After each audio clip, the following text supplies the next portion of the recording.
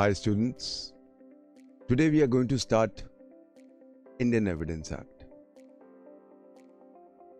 I'll first go through the overview of Indian Evidence Act.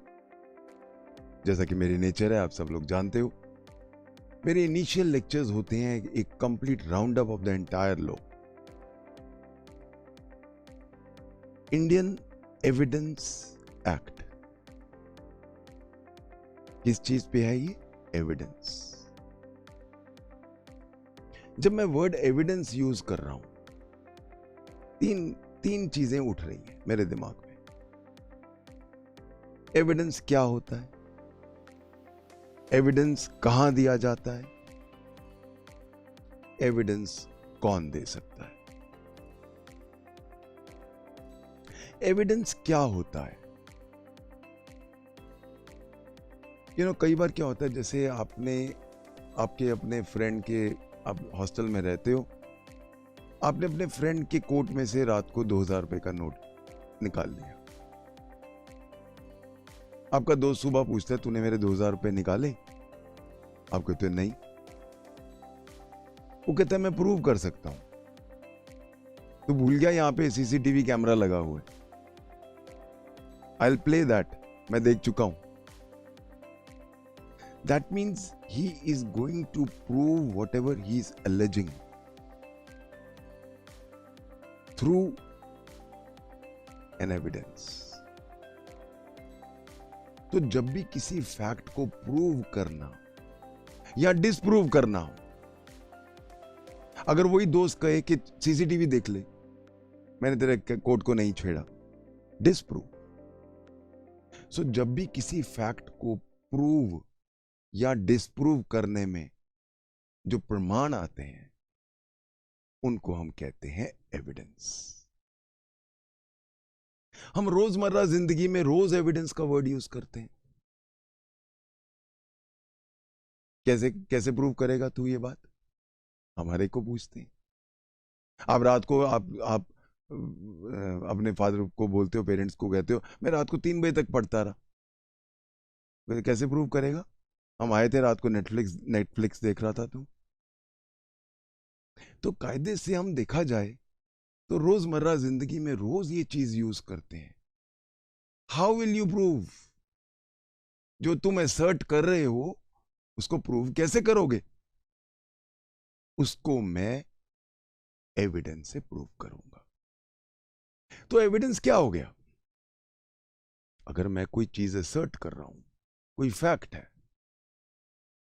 उसको मुझे prove करना है या मुझे डिसप्रूव करना है, तो वो चीजें जो उस फैक्ट को प्रूव या डिसप्रूव करने में मदद करेंगी, वो प्रमाण. आई एम यूजिंग दिस प्रमाण फ्रॉम, हमारे धर्मशास्त्रों में ये वर्ड यूज किया हुआ है, वहां से ले रहा हूं. वो प्रमाण एविडेंस है. अब क्वेश्चन ये उठता है, मेरा दूसरा क्वेश्चन था, कहां यूज होता है? अब जो, जैसा कि मैंने बोला, मेरे दोस्त ने कहा तूने मेरे जेब से 2000 रुपए निकाले थे, आपके पेरेंट्स ने कहा रात को 3 बजे तक नहीं पढ़ रहा था, तू तो नेटफ्लिक्स देख रहा था. क्या हम रोजमर्रा जिंदगी में यूज करेंगे इंडियन एविडेंस एक्ट? एक्ट है ये. तो कहां कहां यूज करें? घरों में यूज करें, फैक्ट्रियों में यूज करें, ऑफिसेज में यूज करें, कहां करें? इसका जवाब हमें पहला ही सेक्शन देगा. Indian evidence act shall be used in all judicial proceedings in or before a court. तो एविडेंस एक्ट कहां यूज होगा? सिर्फ और सिर्फ ए जुडिशियल प्रोसीडिंग्स में, वो भी कहां? इन और बिफोर अ कोर्ट. ये जो हमारा फ्रेज है, जुडिशियल प्रोसीडिंग्स इन और बिफोर अ कोर्ट, मेरे अगले लेक्चर्स में अंदर हम पूरा इसके ऊपर we will dwell a lot on this. तीसरा मेरा क्वेश्चन था, कौन देगा एविडेंस? कौन देगा? Let's take an example. A ने मर्डर होते देखा. ए अब बी को कहता है मैंने मर्डर होते देखा था. बी सी को कहता है ए ने मर्डर होते देखा था. सी डी को कहता है ए ने मर्डर होते देखा था, डी ई को कहता है ए ने मर्डर होते देखा था। अब अगर हम ई को बुलाएं कि तुझे डी ने क्या कहा था, डी कहेगा जी मुझे तो सी ने कहा था। सी को बोलेंगे तूने ए ने तुझे बताया था मैंने मर्डर होते देखा। नहीं सर मुझे तो बी ने बताया था, मुझे सी ने बताया था। डाइल्यूशन हो रहा है। Why will we ask E? Why will we ask D? Why will we ask C? Why will we not ask A? कि तूने मर्डर होते देखा था कि नहीं?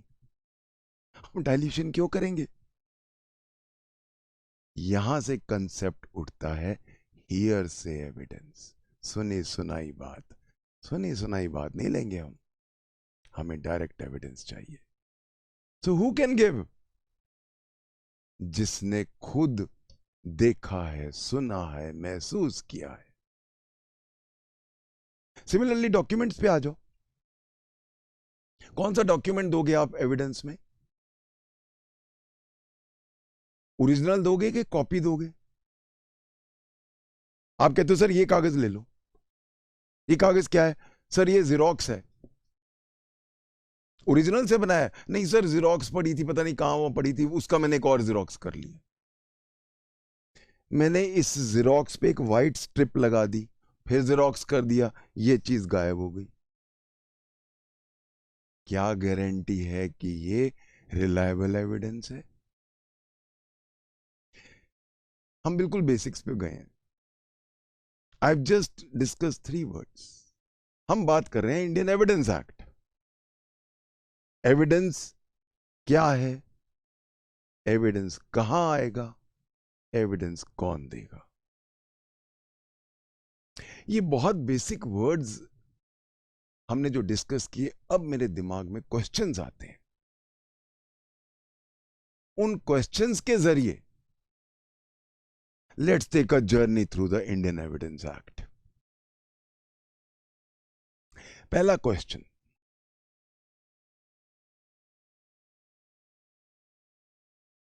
इंडियन एविडेंस एक्ट कब शुरू होगा, कहां शुरू होगा? कहां तो मैंने अभी आपको बताया, in a judicial proceeding. Judicial proceeding क्या होती है हम बाद में डिस्कस करेंगे डिटेल में। ऑल जुडिशियल प्रोसीडिंग्स नहीं, इन और before a court of law. इस पे हम बहुत डिस्कशन करेंगे, क्योंकि इसमें जो क्वासाई जुडिशियल अथॉरिटीज हैं वो आती हैं कि नहीं, वो हम let me not unnecessarily complicate matters. So एक चीज तो बहुत क्लियर है कि इंडियन एविडेंस एक्ट कौन यूज करने वाले हैं? सिर्फ कोर्ट। तो एविडेंस एक्ट किसके लिए लिखा गया है? कोर्ट्स के लिए, कायदे से। कब आएगा, शुरू कब होगा? When will Indian Evidence Act start? जिस दिन कोर्ट का प्रोसीजर शुरू होगा, जिस दिन ट्रायल शुरू होगा। एविडेंस की जरूरत कहां पड़ती है?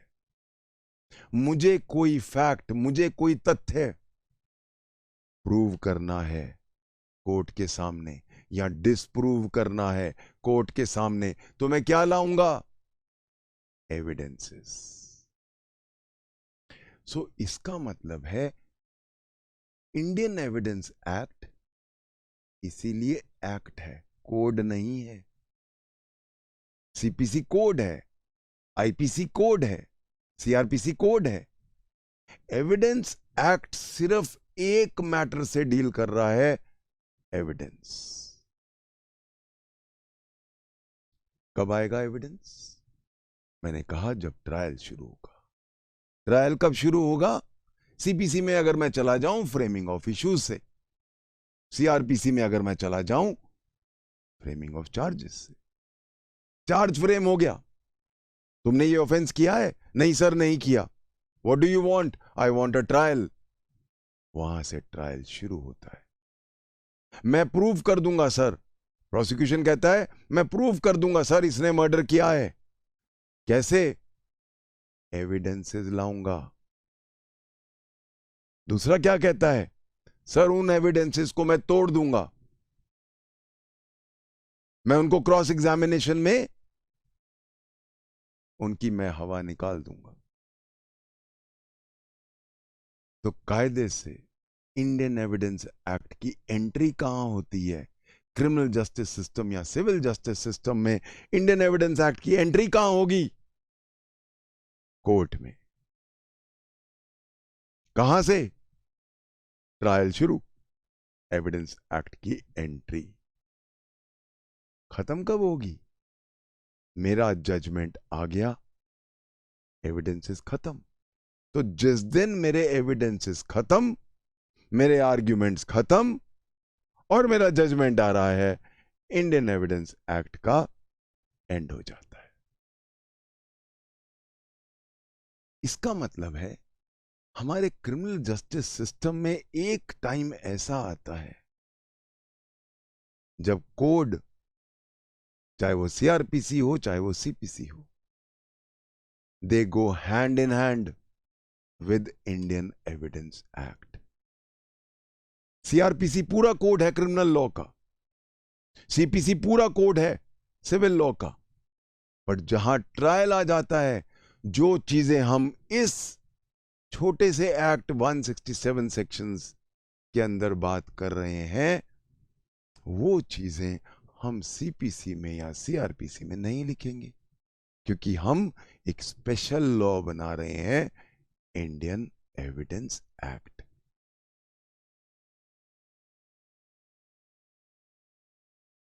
एक कॉमन नेचुरली क्वेश्चन उठता है, एविडेंस कितनी तरह का होता है? किसको मानोगे आप एविडेंस?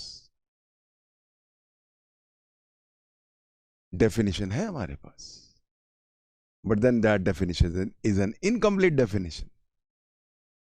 वो हम उसके ऊपर पूरा एक लेक्चर निकालते हैं, आगे जाके हम बात करेंगे। बट अभी अगर मैं सिर्फ डेफिनेशन में जाऊं सेक्शन 3 के एविडेंस की, it says oral evidence of witnesses and all documentary evidences including electronic evidences। यानी कि मेरे पास जो डेफिनेशन है उसमें सिर्फ विटनेसेस का ओरल स्टेटमेंट और या फिर डॉक्यूमेंट्स या इलेक्ट्रॉनिक एविडेंसेस, बस। जो एक बहुत मेजर मिसिंग पार्ट है वो है, ये क्या है?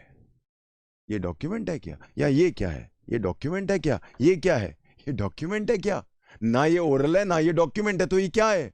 एविडेंस तो है, हो सकता है इससे मैंने मर्डर किया हो। रियल एविडेंस हम बाद में देखेंगे कि चाहे वर्ड यूज नहीं है, पर हम उसको कैसे इंट्रोड्यूस कर सकते हैं, वो मेरे अगले लेक्चर्स में आएगा। सो एविडेंस कौन से मोटे मोटे कौन से हो सकते हैं? ओरल एविडेंस, डॉक्यूमेंट्री और इलेक्ट्रॉनिक एविडेंस, एंड रियल और material evidence. We are clear with this? अब क्वेश्चन ये उठता है, क्या हमेशा ओरिजिनल ही देना है? क्या हमेशा, जैसे कि मैंने बोला, ए ने बी को बताया, बी ने सी को बताया, सी ने डी को बताया, क्या हमेशा ए को ही प्रोड्यूस करना है? जहां तक ओरल एविडेंसेस का सवाल है, वहां तो इंडियन एविडेंस एक्ट कहता है कि ओरिजिनल को ही प्रोड्यूस करना है, बिकॉज हियर से एविडेंस तो हम नहीं अलाउ कर सकते,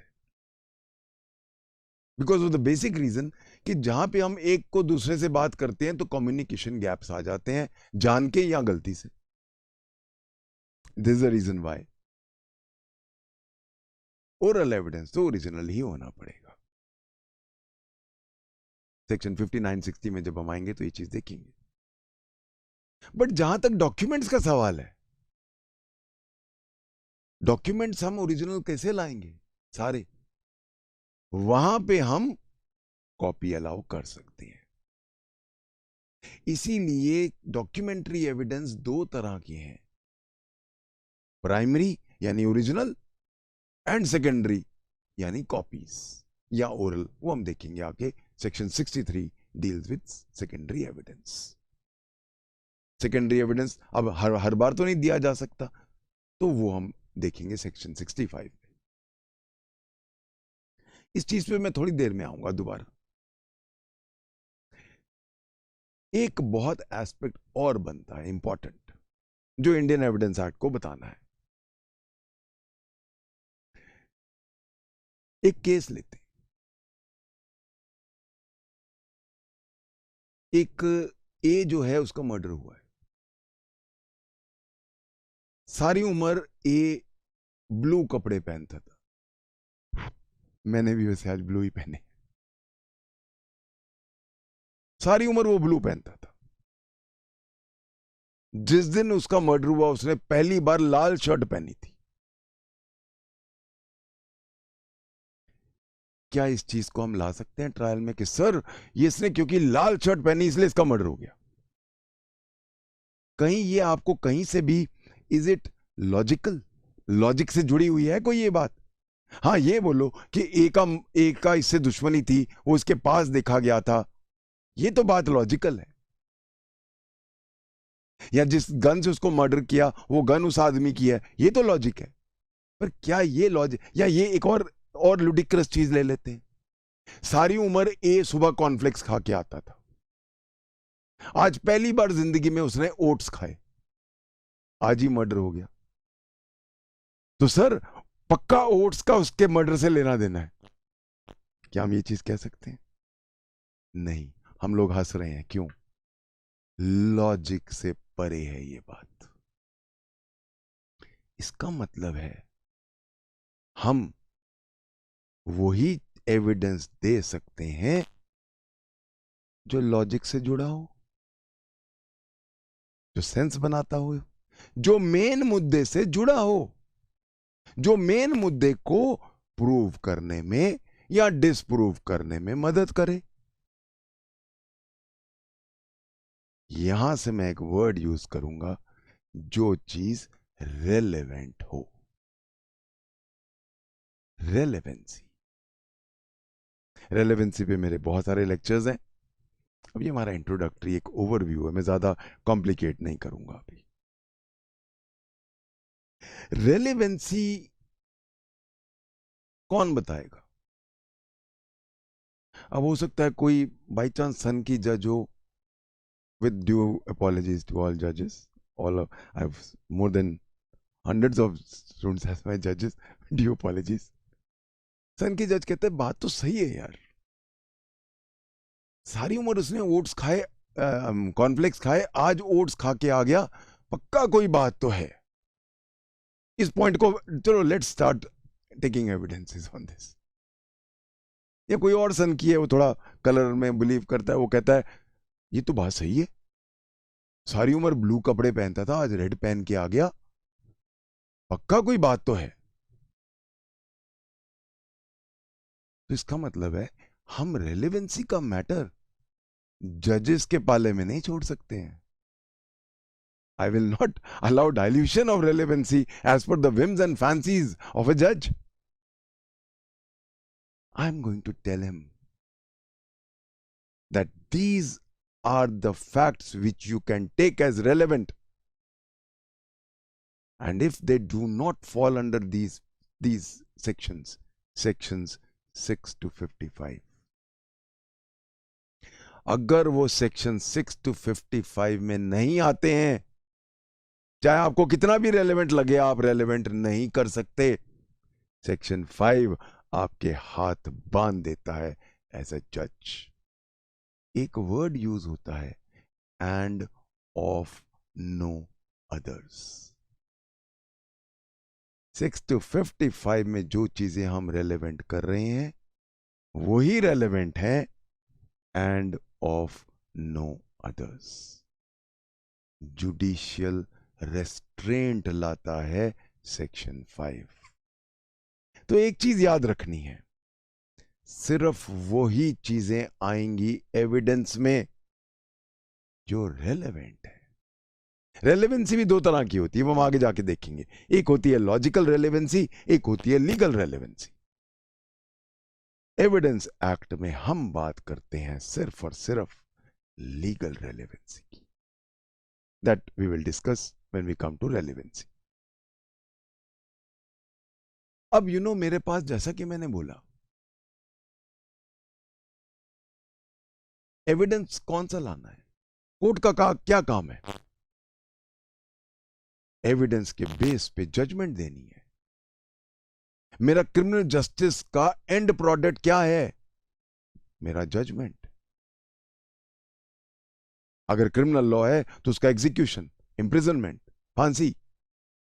अगर सिविल लॉ है तो उसका एग्जीक्यूशन, जो ऑर्डर 21 में बहुत सारी तरह का है।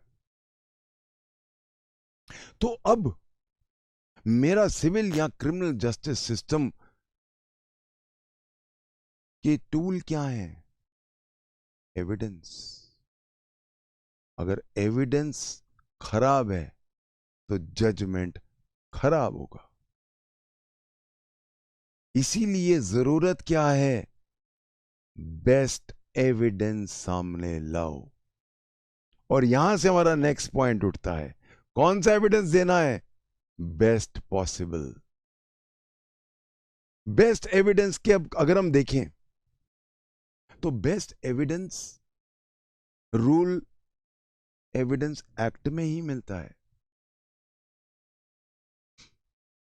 अगर कहीं डॉक्यूमेंट पे कुछ लिखा है और एक आदमी जुबानी बोल रहा है, किस पे विश्वास करोगे आप? कॉमन सेंस की बात है। डॉक्यूमेंट झूठ नहीं बोलते हैं, इंसान झूठ बोलते हैं। तो जहां एक चीज हमें, कंटेंट्स हमें डॉक्यूमेंट में मिल रहे हैं, वहां हम उसकी ओरल एविडेंस नहीं लेंगे। सेक्शन 59 कहता है ये बात।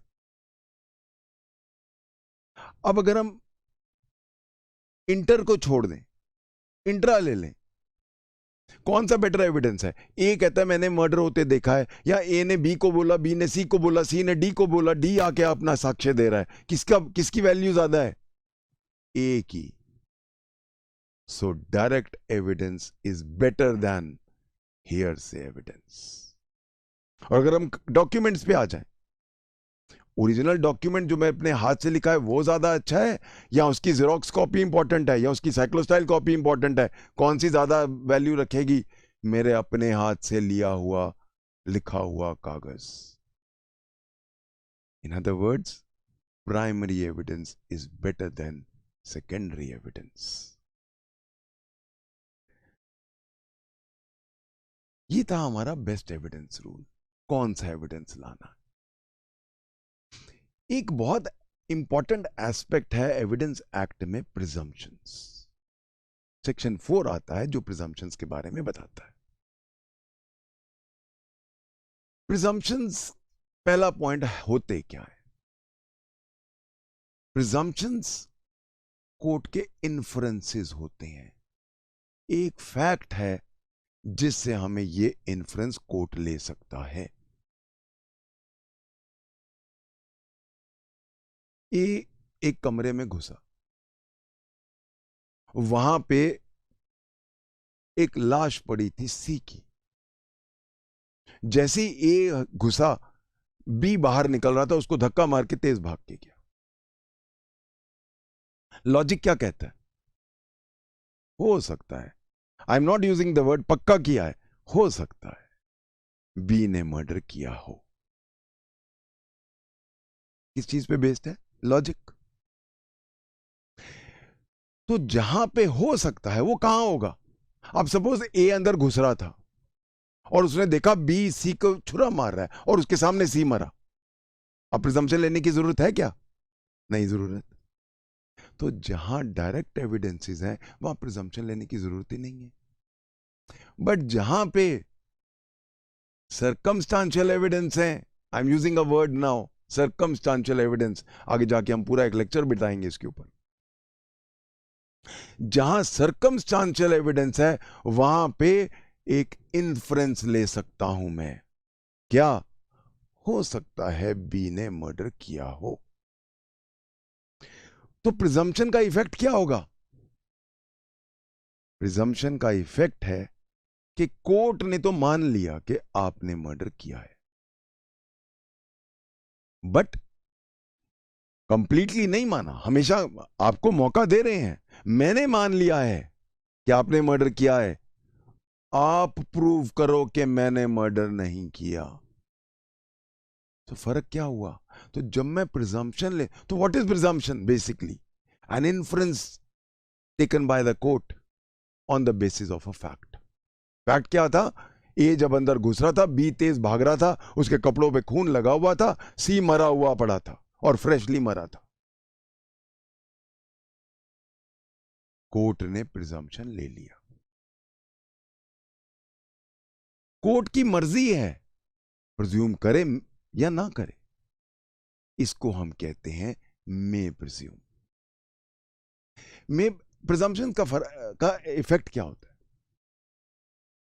अगर मैंने प्रिज्यूम कर लिया कि आपने मर्डर किया है, ये फाइनल प्रिजम्पशन नहीं है, ये रिबटेबल प्रिजम्पशन है।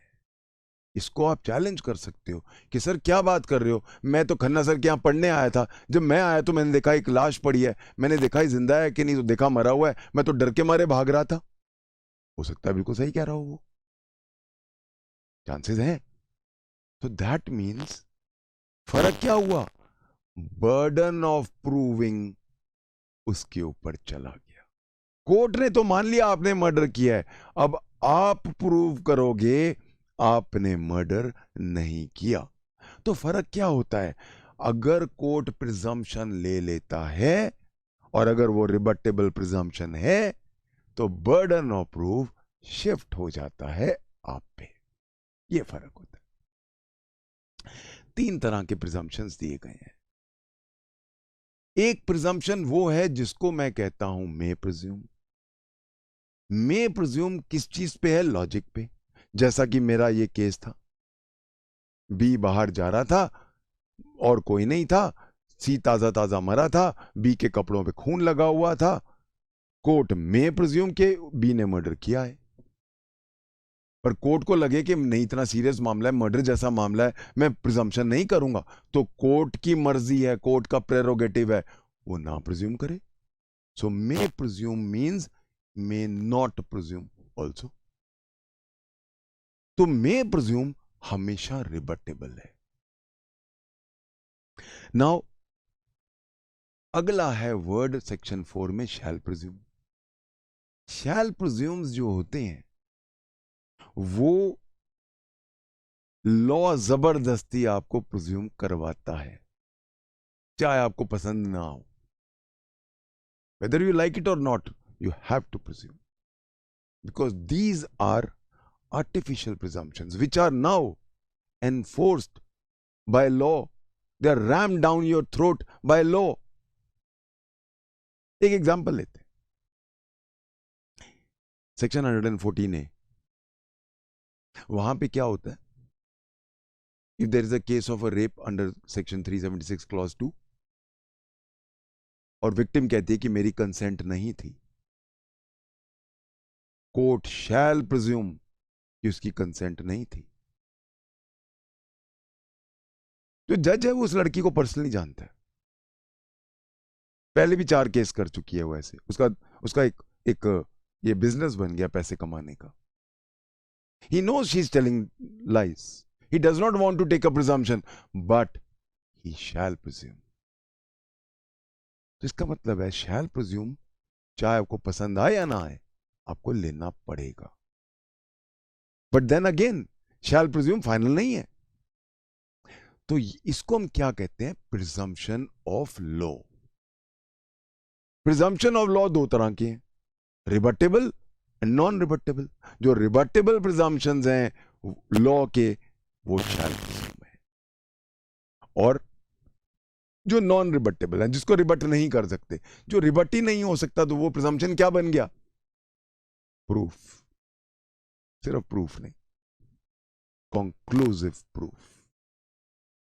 सेक्शन 112 में जब हम आएंगे, अगर एक बच्चा एक लेजिटिमेट, एक वैलिड मैरिज में पैदा होता है, चाहे कितने दिन में ही पैदा हो जाए, conclusive proof of his legitimacy है, प्रोवाइडेड ऑफ कोर्स हस्बैंड का एक्सेस था, वो बाद में देखेंगे। So I hope everybody is understood कि एक बहुत बड़ा चंक है इंडियन एविडेंस एक्ट का प्रिजम्पशंस. नाउ जैसा कि मैंने बोला तीन टाइप के हमारे एविडेंसेस हैं. ओरल, डॉक्यूमेंट्री एंड रियल, जिसको मटेरियल एविडेंस कहते हैं. पहला पार्ट जो था एविडेंस का 6 to 55, वो डील करता है रेलेवेंसी. दूसरा पार्ट जो है छोटा सा पार्ट है 59 and 60, वो डील करता है ओरल एविडेंसेस. और 61 से शुरू हो जाता है डॉक्यूमेंट्री एविडेंस. सारे ऑल अबाउट डॉक्यूमेंट्स. तो डॉक्यूमेंट्री एविडेंसेस को अगर हम मोटा मोटा देख लें तो ये 99 तक, 61 से 99 पूरा लॉ रिगार्डिंग डॉक्यूमेंट्स. डॉक्यूमेंट्स में हम क्या क्या चीजें देखेंगे, मोटा मोटा देख लेते हैं. पहला, एविडेंस कौन सा दिया जा सकता है, प्राइमरी या सेकेंडरी. तो प्राइमरी एविडेंस क्या होता है वो मैं बताता है, सेक्शन 62 बताता है. दूसरा एविडेंस कौन सा दिया जा सकता है अगर प्राइमरी ना हुआ, सेकेंडरी. तो सेकेंडरी एविडेंस क्या है, सेक्शन 63. सेकेंडरी एविडेंस कब दिया जा सकता है, सेक्शन 65. अब एक डॉक्यूमेंट की कोई वैल्यू नहीं है जब तक उसकी प्रूविंग ना हो. ये कागज मैंने लिखा है, कैसे प्रूव होगा कि मैंने लिखा है, मेरी हैंडराइटिंग मेरे से मैच कराओ. तो प्लीज रिमेंबर, एक डॉक्यूमेंट की कोई वैल्यू नहीं है जब तक हम उसकी प्रूविंग नहीं करते हैं. प्रूविंग कैसे करेंगे, एविडेंस एक्ट हमारे पास 4 तरीके बताता है. सबसे अच्छा तरीका क्या है, पार्टी खुद आके बोल दे हाँ जी मैंने लिखा है, सेक्शन 67. या फिर हम एक ऐसे आदमी को बुला लेते हैं जो आपकी राइटिंग जानता है, acquainted with your hand writing, section 47. या और क्या तरीका है प्रूविंग का, कोई भी नहीं है तो एक्सपर्ट से दोनों आपकी हैंड राइटिंग और जो डिस्प्यूटेड है उन दोनों को मिलान के लिए भेज देते हैं, एक्सपर्ट उसको मिला के बता देगा, सेक्शन 45 में. एक और तरीका है, कोर्ट खुद कंपेयर कर सकती है दोनों राइटिंग्स, सेक्शन 73 में. तो इसलिए डॉक्यूमेंट्स का पूरे चैप्टर को अगर हम डिवाइड करें तो पहला पार्ट क्या हो गया कि कितने तरह के एविडेंसेस हैं, प्राइमरी और सेकेंडरी और इनका पूरा लॉ. दूसरा पार्ट क्या हो गया, सेक्शन 67 से लेकर 73 तक क्या पार्ट हो गया, how to prove a document, attestation जरूरी है कि नहीं, अटेस्टेटर को बुलाएंगे वगैरह वगैरह. तीसरा पार्ट, कितनी तरह के डॉक्यूमेंट्स हैं, 2 तरह के डॉक्यूमेंट्स हैं, public documents 74 and private documents 75. और उनका पूरा लॉ कि अगर पब्लिक डॉक्यूमेंट ला रहे हैं तो उसको हम कैसे प्रूव कर सकते हैं, लाना है कि नहीं, वगैरह वगैरह सारा कुछ. उसका अगला पार्ट है प्रिजम्पशंस रिगार्डिंग डॉक्यूमेंट्स. कौन से डॉक्यूमेंट्स में हम शैल प्रिज्यूम कर सकते हैं, कौन से डॉक्यूमेंट्स में हम मे प्रिज्यूम कर सकते हैं. उसके बाद लास्ट पार्ट आता है एम्बिग्यूटीज इन अ डॉक्यूमेंट. ये डॉक्यूमेंट को हम टेढ़ा मेढ़ा पर उनके फिल इन द ब्लैंक्स कर सकते हैं, ये डॉक्यूमेंट का सिर पैर नहीं पता चल रहा है, रिजेक्ट करो. तो एम्बिग्यूटीज लेटेंट है कि पेटेंट है, ये सारा यहां आके खत्म हो जाते हैं डॉक्यूमेंट्स. डॉक्यूमेंट्स के बाद एक बड़ा इंपॉर्टेंट पार्ट आता है हमारा बर्डन ऑफ प्रूविंग. कौन प्रूव करेगा. एक बेसिक लॉ है जूरिस्प्रूडेंस का, जो कोर्ट को मूव करता है वो प्रूव करता है. इसीलिए बर्डन ऑफ प्रूविंग, जिसको जजमेंट चाहिए वो थ्रू आउट प्रूव करेगा 101, ओनर्स ऑफ प्रूविंग 102, और सारा बर्डन ऑफ प्रूविंग का पूरा फुल एक हमारे पास पार्ट आ जाता है only on burden of proving. उसके बाद आ जाता है हमारा एक बड़ा इंपॉर्टेंट एस्पेक्ट जिसको हम कहते हैं प्रिविलेज्ड कम्युनिकेशंस. कुछ कम्युनिकेशंस ऐसी हैं जो कोर्ट विटनेस को जबरदस्ती नहीं मांग सकता. सपोज आप देखो, आप सब वकील हो, आपके पास आपका एक क्लाइंट आया, उसने कहा सर मैंने मर्डर किया, आप मुझे किसी भी तरह बचा लो। अगले दिन आप कोर्ट में गए, कोर्ट ने कहा वकील साहब पहले तो आप खड़े हो जाओ कटघरे में, ओथ लो और बताओ आपके क्लाइंट ने आपको क्या बताया था। हो गई वकालत सबकी। इसीलिए, या फिर मैरिज की बात ले लो, हस्बैंड रात को आता है, वाइफ को लेट आते हैं, वाइफ लड़ती है कि 3 बजे क्यों आ रहा है रात को, लड़ मत, मैं अभी मर्डर करके आ रहा हूं, फटाफट मुझे पैसे दे, मैं भाग रहा हूं। कल को वाइफ को हमने बुला लिया एज विटनेस और बोला कि ऑन ओथ बताओ हस्बैंड ने क्या बताया था, गई ना इनकी मैरिज। ऐसी, या जज हो आप, आपसे जज एज ए जज पूछ लिया कि बताओ क्या हुआ था आप जज में, तो सारी उम्र आप चक्कर काटते रहोगे बाकी कोर्ट्स के एज एविडेंस देते देते। हमें प्रोटेक्ट करना है इन चीजों को, स्टेट डॉक्यूमेंट्स वगैरह वगैरह, बहुत सारे कम्युनिकेशंस, उनको हम प्रिविलेज्ड कम्युनिकेशंस में लाते हैं। लास्ट पार्ट आता है मेरा oral evidences. Of oral evidences section 59 and 60, of witnesses पूरा चैप्टर है। ऑफ विटनेसेस का मतलब है कॉम्पिटेंट विटनेस कौन है। क्या एक बच्चा कॉम्पिटेंट विटनेस है? क्या एक एक्यूज्ड कॉम्पिटेंट विटनेस है? कॉम्पिटेंट का मतलब क्या है? क्या उसकी एविडेंस ली जा सकती है और क्या उस पर रिलाई किया जा सकता है, ये इसको कहते हैं कॉम्पिटेंस। तो कॉम्पिटेंस की जब हम बात करते हैं, मेरी वाइफ, मेरा लड़का जो इंटरेस्टेड है मेरे केस में, क्या वो कॉम्पिटेंट है? क्या एक party to a suit competent है? क्या एक एकम्प्लिस कॉम्पिटेंट है? इन सारे चीजों का जवाब एक ही सेक्शन देता है। जब हम आते हैं सेक्शन 118, वो एक ही चीज कहता है, ऑल विटनेसेस आर कॉम्पिटेंट। बस 2 टेस्ट हैं। क्या वो आपका क्वेश्चन समझ सकता है? क्या वो उसका कोहेरेंट आंसर देने में सक्षम है? ये ट्विन टेस्ट है एक कॉम्पिटेंट विटनेस के पास। एक बच्चा भी है, एक अकम्प्लिस भी है, सब एक इंटरेस्टेड पार्टी भी है, एक्यूज भी कॉम्पिटेंट है। एक चीज मैं यहां बोलना चाहूंगा, competency should not be confused with reliability. मैं कॉम्पिटेंट हो सकता हूं, रिलायबल नहीं हो सकता। रिलायबिलिटी मींस कितनी एक्सेप्टेबिलिटी है उसकी, कितना उसको मैं यूज कर सकता हूं। So competency has nothing to do with reliability. Reliability कौन देखेगा? कोर्ट। एक बच्चा कॉम्पिटेंट है, पर कोर्ट को डिसाइड करना है कि उसका एविडेंस कितना रिलायबल है, कितना एक्सेप्टेबल है। कोर्ट को लगे ये बच्चा झूठ बोल रहा है, ट्यूटर्ड है, रिजेक्ट कर सकता है। सो सेकेंड एस्पेक्ट आ जाता है, जैसा कि मैंने बोला, ऑल कॉम्पिटेंट विटनेसेस कौन कौन है। एक क्वेश्चन मेरे से बहुत बार जो आ जाता है और कई बार पूछ भी लेते हैं, क्या मरे हुए लोग कॉम्पिटेंट हैं? उसके लिए हमारे पास 2 स्पेशल सेक्शंस हैं, सेक्शंस 32 and 33.